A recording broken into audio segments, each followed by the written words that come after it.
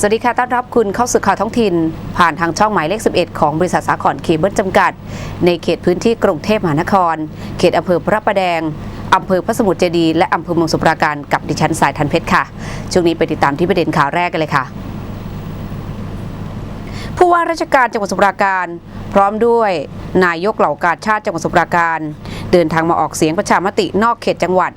ที่ศูนย์เบญจบุรพาสุวรรณภูมิค่ะโดยบรรยากาศตั้งแต่เวลา 8 โมงเช้าได้มีประชาชนมารอออกเสียงประชามติกันอย่างคึกคักค่ะสำหรับสถานที่ออกเสียงประชามตินอกเขตจังหวัดสมุทรปราการได้มีการจัดขึ้นตามสถานที่อำเภอละ1 แห่งที่อำเภอเมืองสมุทรปราการจัดหน่วยออกเสียงนอกเขตที่ศูนย์เบญจบุรพาสุวรรณภูมิจำนวน 8 หน่วยโดยในช่วงเช้า 8 โมงเช้ามีนายสยามสิริมงคลรองผู้ว่าราชการจังหวัดสมุทรปราการและนางสาวกัญญารัตน์เกียรติสุภาประชาสัมพันธ์จังหวัดสมุทรปราการก็ได้ไปใช้สิทธิออกเสียงประชามติ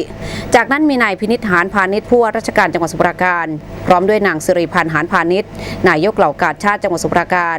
ได้เดินทางมาออกเสียงประชามตินอกเขตจังหวัดโดยผู้ว่าราชการจังหวัดมีรายชื่อในจังหวัดนนทบุรี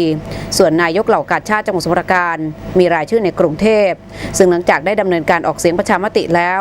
ผู้ว่าราชการจังหวัดสมุทรปราการได้ตรวจเยี่ยมความเรียบร้อยของการดำเนินการออกเสียงส่วนบรรยากาศของประชาชนในการมาออกเสียงประชามติทยอยเดินทางมาออกเสียงประชามติร่างรัฐธรรมนูญตั้งแต่ก่อนเวลา 8 นาฬิกาและหลังจากเริ่มเปิดออกเสียงไปแล้วประชาชนก็เดินทางมาอย่างต่อเนื่องในส่วนของการดูแลความสงบเรียบร้อยมีเจ้าหน้าที่ตำรวจดูแลขั้นตอนการออกเสียงให้เป็นไปด้วยความสงบเรียบร้อยสำหรับจังหวัดสมุทรปราการมีจำนวนผู้มีสิทธิออกเสียงประชามติในเขตประมาณ 990,000 คนและมีผู้ลงทะเบียนใช้สิทธินอกเขตประมาณ 14,000 คนค่ะ